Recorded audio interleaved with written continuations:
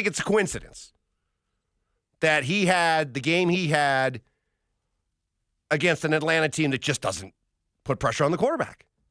Now you're going up against the Raiders. Now you're going up against Max Crosby, who in his last 5 games against the Broncos has 8 sacks.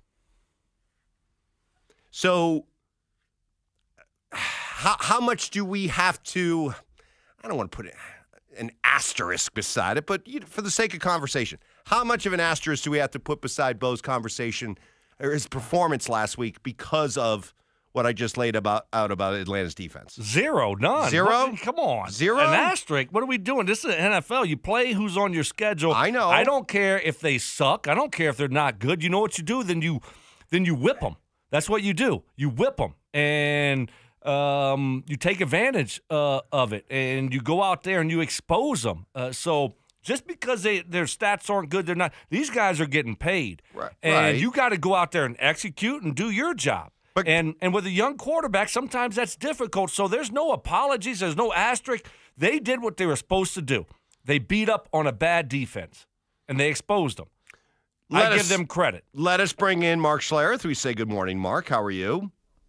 I am good. I hear you, Stoke. Way to go. Yes. Thank you, Mark. Like, hey, listen, if it's a tight game, if it was, 17-16, if it was one of those Russell Wilson games, then yeah, you might want to, complain about it. But when they beat them 38-6, yeah, yes. I mean, that was a beatdown. That's yes. what you do to teams that can't rush the quarterback. You beat them down. But there is good. Okay, yes, I get all that, but there's also that element of cause and effect, right? Hey, Bo Nix had the game that he had was a big reason because of it. Because this is an Atlanta team that doesn't put pressure on the quarterback. Are you confident? Then my question then is, are you confident that we're going to continue to see Bo play at this level now going up against a Raiders team that features Max Crosby? Yeah, well, I think you guys, I think the question is Bo going to continue to play at a high level? Yes. Did Bo play at a high level against Baltimore? Yeah, he did. Now, they didn't score. They scored 10 points. Should have been a 14-17 game late in the second quarter. But, they get a holding call, all those kind of things. Some things came up on them.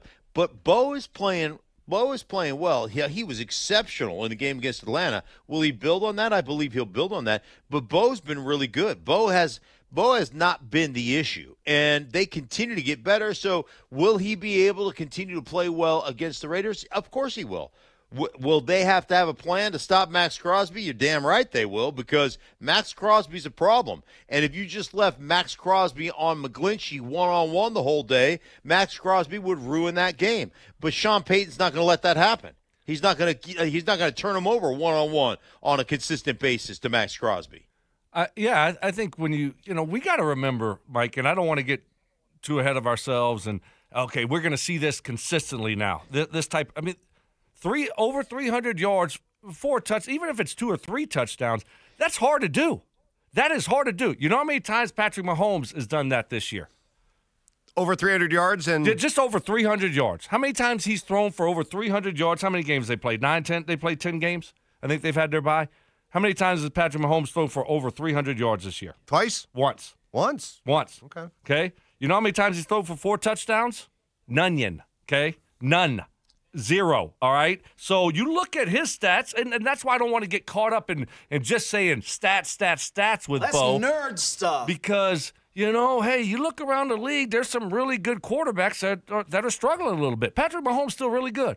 And if Bo goes out there and struggles this week a little bit and doesn't look like the 300-yard, 4-touchdown guy, then we got to remember, hey, he's still a young quarterback here, okay? And so I don't want to get I think going into the season, we needed to see some moments. That's what you said, Mike. You want to see moments, right? We've seen them, and hopefully we'll continue to see them, but let's not set the bar at 300 yards, 2 or 3 touchdowns, no mistakes every week with Bo. I agree, man. I listen, Bo is I can't tell you from my perspective how impressed I was last week with Bo, how impressed I've been with him even in a 41-10 loss to the Baltimore Ravens, how good I thought he was, especially in the first half.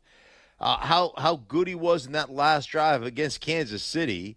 And listen, man, and I'll give it to the whole offense. The whole offense has improved, and guys finding their role, and Vele finding a role, like being that guy that's running those tough inside routes. And, it's almost like when Sean Payton had, who was the receiver, Michael Thomas. Like, Michael Thomas wasn't going to outrun people, right? He wasn't going to lift the top of coverage, be an outside receiver, an X, and be one-on-one, running skinny posts and running go routes. Man, he's doing the dirty work, the in-cutting routes, the crossing the field routes. He's doing all those things, catching the ball, getting yards after catch. Vele did that. Like, there was a role that was established last week or over the last couple of weeks for him.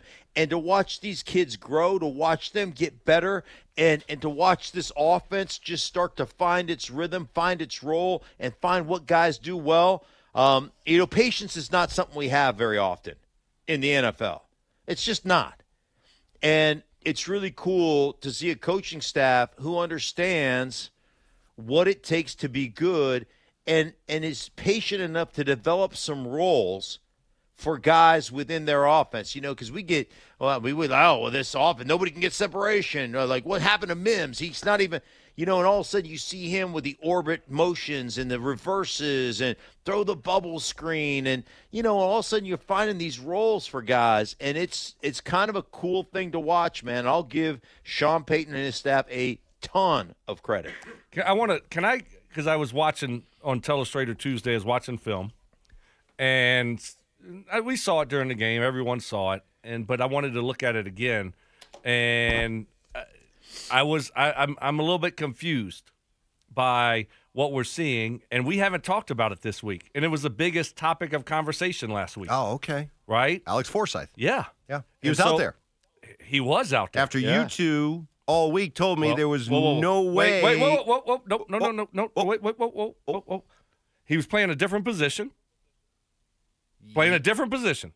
Yes, but he was out there. He was out there, but playing a different – he wasn't at the same position. Both of you said there was no way he'd be out there. Mike, in the fine print, we said at the same position. You didn't see that or hear that. Oh, there was fine print? Yes, there was fine print. You got to – Both of you guys, I did not see the fine print. Exactly. Oh, I apologize for not seeing the fine print. Johnny Fever, why didn't you see the fine print? Why did you not point out the fine print to me? Apology accepted. Because your attention to detail is just not where it needs to be, Mike. Nope. You had a little cold. You had the sniffles. Right. You took a day off. Like I apologize. Begged us to go, let me beg you. Oh, please, let me do Telestrator Tuesday on Wednesday. Oh, whatever, that's just the way you are. I apologize. So then apparently you two were right all along. Yes, we were definitely right. Fine print. Again. What we said was that he wasn't going to be playing the same position. He wasn't. But I will say this, and I'll ask this to y'all. Were you surprised? I was surprised that he was even on the field. Because now, God forbid, he gets struck again and we get an extra point blocked and we lose by 1, or we get a field goal block. I mean, I just think he's not very good at it. Why do we have him out there still? Do we not have any other options? Were y'all as surprised as I was that he was even out there? I was surprised, Stink. You spent several years out there on kick protection squads like that. So can you kind of walk us through? 12 of them. 12 of them. Can you walk us through what the change was? How his role changed, and maybe why they felt he was better for this role than the old one? Could I? Yeah. Will I? I'll have to look at it first. I did. Nobody gave me that homework assignment. I'll tell you what, I had to go to a charity event last night. I got it, Mark. I was doing the Lord's work. Charity. Oh, well, charity. Well, charity starts in New York, I guess. So, hold that. I got it. You got it? Yeah, I got it. You got it? Oh, yeah, I got it. Hey, we'll let the receiver take care of it, okay? No, I mean, this is my thought, Mark. You because like Mike said, you actually did this, so you could correct me if I'm wrong. He went from the tackle position from the tackle to the wing. Yeah. So he went to the wing. Yes. Okay. Yeah. And you don't have the power guys coming off the edge. Okay, it's a longer route, so you're not going to put a defensive tackle there or a defensive end there. He'll never get to the field goal. It just won't happen. Right. Interior-wise, you're going to put the bulk of your guys there so you can blow through it. You're going to have the speed guys on the outside. So that would be why you would take him and move him over there, because he's a little bit light in the britches. And as we've seen, he will get trucked. But you don't really have to worry about that when you're playing the wing. Yeah, well, the wing is Nailed it. Usually coached like you put your hat inside, you kick your back leg back a little bit, you got to make a jump over it. Yeah, and you take one to the ribs. But, yeah, he did switch positions. I'm watching it right now, Mike. So It's a good catch. It's a great catch by you, Brandon Stokley. Because I thought literally he was the tight end on PAT field goal. He wasn't the tackle. I played tackle. He played the tight end position where he was getting trucked. Yes. But now he's at the wing. Yes. Yep. Yes.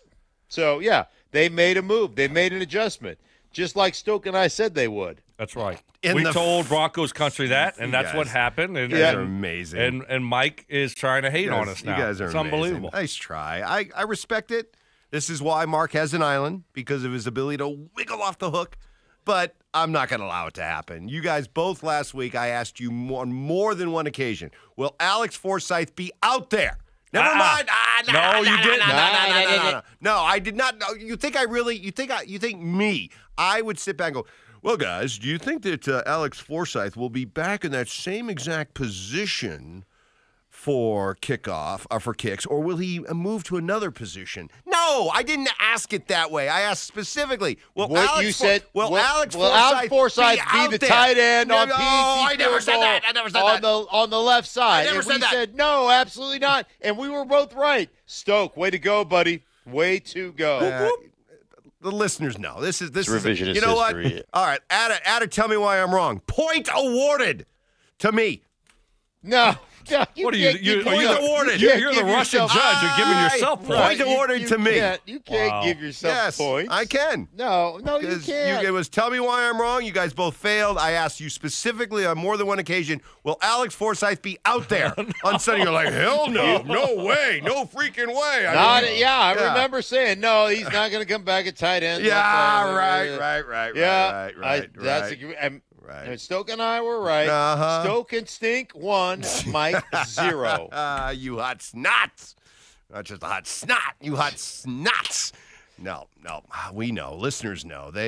He got pushed back a little bit though on the couple that I watched. You're going to give up. But on the wing, Stoke, you're another man removed. Right. So when you get pushed back a little bit, it doesn't affect the kick like it would at the tight end position where he was when the kick got blocked. So, yeah, that again is an adjustment for coaching, and it's smart. So, serious question. All the frivolity aside, what is that? What's the message? How is that received in the locker room? How are guys talking about this when Forsythe is, I guess, allowed to have another chance to go out there, albeit at a different position, that the coaching staff stuck with him? Does that help Mark in the locker room? Or was there probably a lot of side eyes like, I can't believe they're putting this guy out here again? No, I think that you have a lot of respect for the guys who coach you. You have a lot of respect for Sean Payton and his staff. And I think it also is one of those things like, hey, every one of us, like I always loved it when coaches will jump on the hand grenade and accept responsibility for mistakes or plays that didn't go well or not coaching things up. And, one of the great coaches that I ever played for, one of the great humans that I ever played for, Joe Gibbs, would say it all the time. When we would have something go wrong on our football team, he'd be like, hey, listen, man, that's on me. Like, we didn't coach it well enough. We didn't explain it well enough. You guys certainly weren't trying to screw it up, right? That's not what you're trying to do. And so I'll take that responsibility. And I guarantee you, Sean came out and, behind closed doors to his team. Man, that's on us as coaches, man. we saw that there was an issue here. We're going to make some, we're going to make some changes. And it's not just blowing the guy up or, embarrassing the guy or, berating the guy. It's about, hey, listen, this is not the right spot. We put him in a new spot and, and they had success. So that to me is smart coaching. And we've talked about this a bunch, but we're both, all three of us are big Sean guys, and the way he's coached this football team, and it's paying dividends. Yeah, I think that you heard his teammates, you heard Bo Nix come to his defense. Yep. Mm-hmm. And if you're in that locker room, you realize it's not just one play. You do. Like, I made some mistakes out there that might have could have changed the game. This other person did also. So you don't. I don't look at that guy and say, okay, hey, he cost us a game there. There's things that I could have done better. And then what kind of guy is he? What kind of teammate is he? And if so, if he's that guy that, hey, okay, well, he works hard. He's a great teammate. Yeah, give him another chance. That's great. You want him to get another. Now, if he's a bad guy and he doesn't deserve it, doesn't put the work and the time in, then no. Then you're kind of ticked off if you're in the locker room and that guy's getting another chance. Sorry, guys. I love our texters. The texters know. Oh, here we go. He picks one. No, no, Mark. no. Mark, I already know where you're going. Uh-huh. He wants to pat himself on the back again. Hey, here he goes. hey. Yeah, sure. Time to Of course he break. does. Time to break. Film don't lie. Film don't lie.